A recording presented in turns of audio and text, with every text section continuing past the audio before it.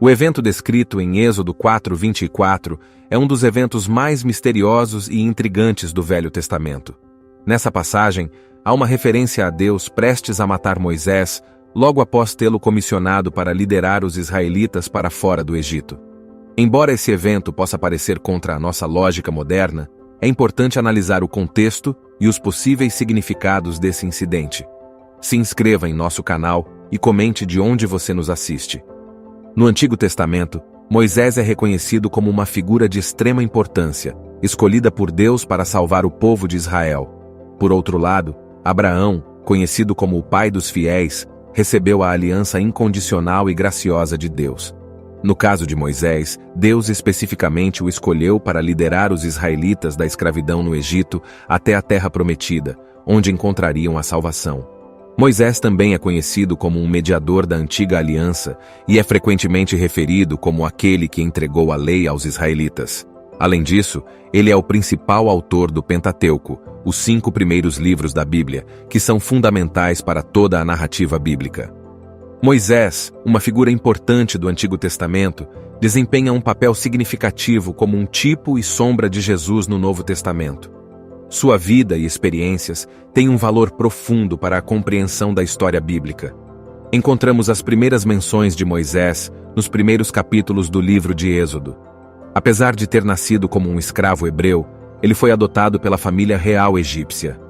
No entanto, Moisés acabou deixando o Egito e se tornando um exilado. Ele fugiu para o deserto, onde Deus o preparou para o papel importante que ele desempenharia no futuro. O próximo evento crucial na vida de Moisés foi seu encontro com Deus na sarça ardente, um episódio descrito em Êxodo 3. Nessa ocasião, Moisés estava apacentando o rebanho de Jetro, seu sogro e sacerdote de Midian, quando levou o rebanho para o lado oeste do deserto e chegou a Horebe, conhecido como Sinai, a montanha de Deus. Foi nesse momento que o anjo do Senhor apareceu a Moisés em uma chama de fogo que saía do meio de uma sarça. Moisés percebeu que a sarça estava em chamas, mas não se consumia. Intrigado, decidiu se aproximar e observar esse fenômeno intrigante. Quando o Senhor viu que Moisés se aproximou para olhar, chamou-o pelo nome 2 vezes: Moisés, Moisés. E Moisés prontamente respondeu: Eis-me aqui. Então, Deus dirigiu-se a Moisés, instruindo-o: Não se aproxime, tire as sandálias dos seus pés, pois o lugar em que você está é sagrado. Em seguida, Deus continuou declarando: Eu sou o Deus do seu pai, o Deus de Abraão, o Deus de Isaque e o Deus de Jacó. Moisés, sentindo temor, cobriu o rosto, pois não ousava olhar diretamente para Deus. O Senhor disse a Moisés: Tenho visto, de fato, a opressão, o sofrimento e a angústia do meu povo no Egito. Ouvi o clamor deles por causa dos seus opressores, e conheço o seu sofrimento. Por isso, desci para libertá-los das mãos dos egípcios e conduzi-los para fora daquele lugar, para uma terra espaçosa e fértil, uma terra que mana leite e mel, o território dos cananeus, hititas, amorreus, ferezeus, heveus e jebuseus. Agora, eu tenho visto o clamor dos filhos de Israel e também observei como os egípcios os oprimem. Portanto, venha agora, e eu o enviarei a Faraó para que você tire o meu povo, os filhos de Israel, do Egito. Embora Moisés inicialmente tenha hesitado e até mesmo pedido a Deus que enviasse outra pessoa, ele, por fim, concordou em obedecer ao mandato divino. Em cumprimento à sua promessa, Deus enviou o irmão de Moisés, Arão, para acompanhá-lo em sua jornada. A história conhecida prossegue com Moisés e Arão se aproximando de Faraó em nome de Deus, exigindo que ele liberte o povo para que possam adorar o seu Deus. Após receberem o comando divino e receberem a bênção de Jetro, Moisés retorna ao Egito 40 anos depois de ter deixado o país. Ele é acompanhado por sua esposa, Zípora, e seus filhos, Gerson e Eliezer. Êxodo 4:21. No entanto, há um incidente em que Deus estava prestes a matar Moisés devido a um pecado que não é explicitamente declarado em Êxodo 4:24. No entanto, os eventos que o cercam fornecem pistas substanciais sobre a natureza da transgressão de Moisés. Deus havia instruído Moisés a advertir Faraó para liberar Israel, ameaçando que o primogênito de Faraó seria tirado se ele não o fizesse. Deus havia preparado Moisés especialmente durante 8 anos para essa missão, e o momento de agir havia chegado.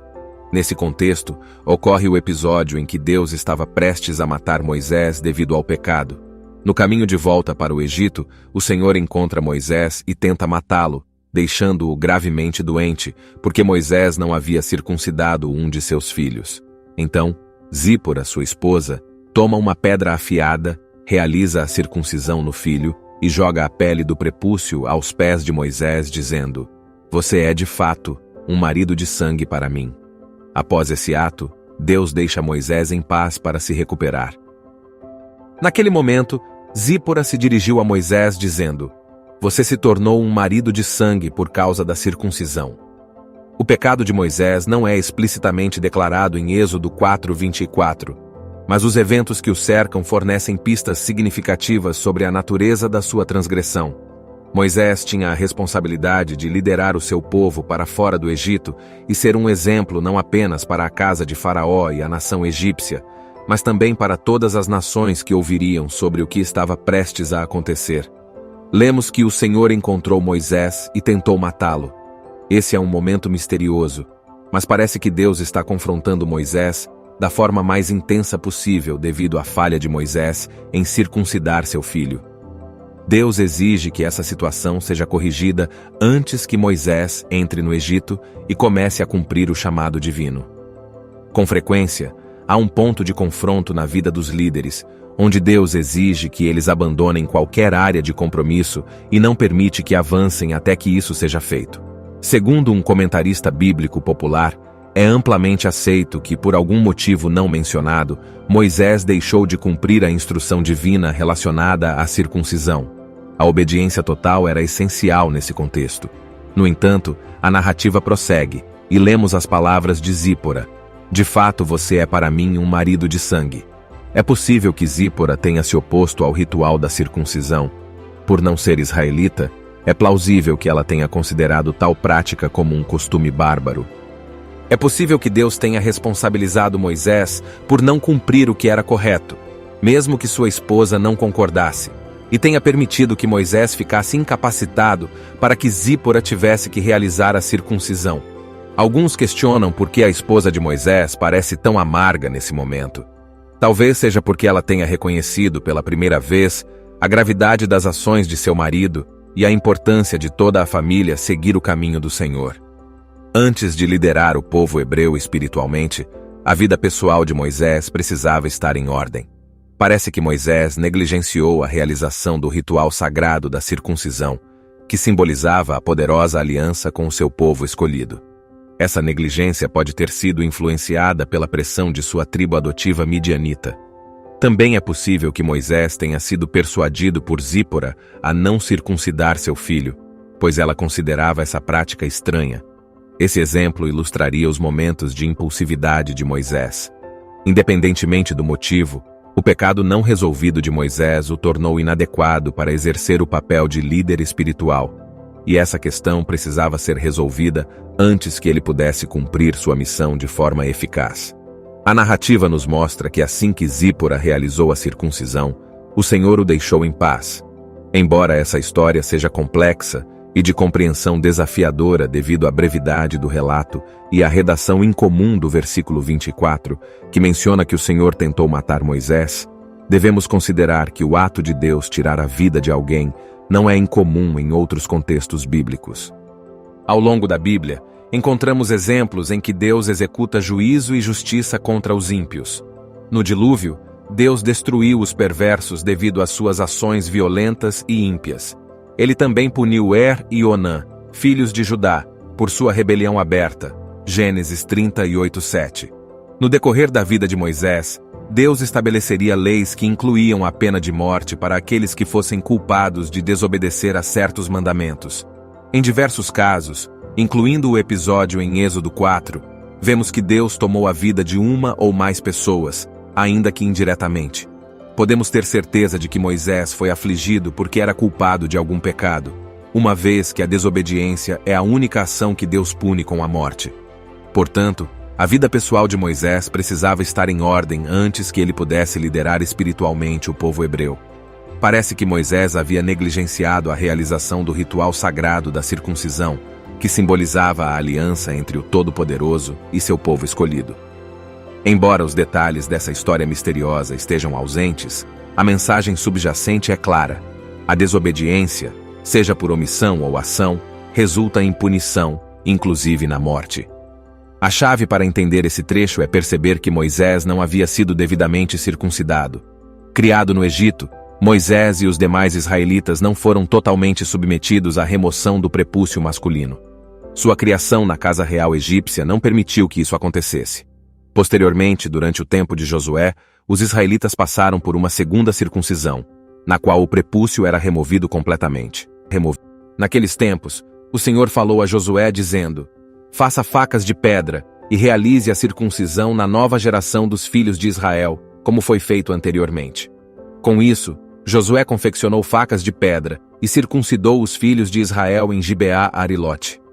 À primeira vista, essa prática pode parecer insignificante, bruta e estranha aos ouvidos dos crentes cristãos modernos. No entanto, claramente, essa não era a visão de Deus sobre a situação.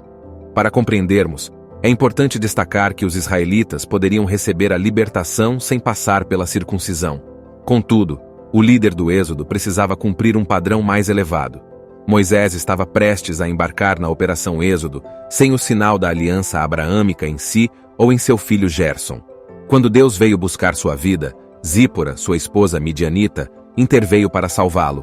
A ira de Deus foi aplacada pelo sangue do filho e pela ação decisiva e redentora de uma mulher midianita. A circuncisão não era apenas um sinal para o homem de sua entrada na aliança abraâmica, mas também servia como um sinal para a noiva de que o homem com quem ela se casava era, de fato, um adorador do Deus Altíssimo. Um homem devidamente circuncidado era um noivo ligado pelo sangue. Devemos refletir sobre como podemos servir a Deus de maneira aceitável. Existe uma diferença entre caminhar com Deus e servi-lo à nossa própria maneira, e servi-lo de acordo com o padrão e a vontade que ele deseja. Lembremos do momento em que ele disse a Saul que a obediência é melhor do que o sacrifício, conforme registrado em 1 Samuel 15:22. Samuel respondeu a Saul dizendo: tem, porventura, o Senhor tanto prazer em holocaustos e sacrifícios, quanto em que se obedeça a sua palavra? A obediência é melhor do que o sacrifício, e a submissão é melhor do que a gordura de carneiros. Isso significa que não podemos buscar servir a Deus de acordo com nossos próprios termos, baseados apenas em nossa compreensão de sua vontade. É essencial fazer essa distinção, pois muitas pessoas afirmam fervorosamente que caminharam com Deus e fizeram sua vontade, apenas para ouvirem Deus dizer, conforme registrado em Mateus 7:21. Nem todo aquele que me diz, Senhor, Senhor, entrará no reino dos céus, mas aquele que faz a vontade de meu Pai, que está nos céus. Muitos me dirão naquele dia, Senhor, Senhor, não profetizamos nós em teu nome? Em teu nome não expulsamos demônios? Em teu nome não fizemos muitas maravilhas? E então lhes direi abertamente, nunca vos conheci, apartai-vos de mim, vós que praticais a iniquidade. Portanto, devemos buscar não apenas afirmar nossa conexão com Deus, mas também viver em obediência e submissão à sua vontade, evitando a prática da iniquidade. É através da busca sincera da vontade de Deus e do seguimento de seus mandamentos que encontramos a verdadeira aceitação em seu reino. Então, como podemos andar com Deus e servi-lo de maneira aceitável? A resposta está em uma dedicação genuína a Ele. A dedicação fala de um compromisso do coração que não é facilmente desfeito ou desencorajado. Quando estamos verdadeiramente dedicados a Deus, desfrutamos naturalmente de sua proteção, e esse compromisso absoluto do coração lhe agrada. Deus não deseja apenas obediência como um pai.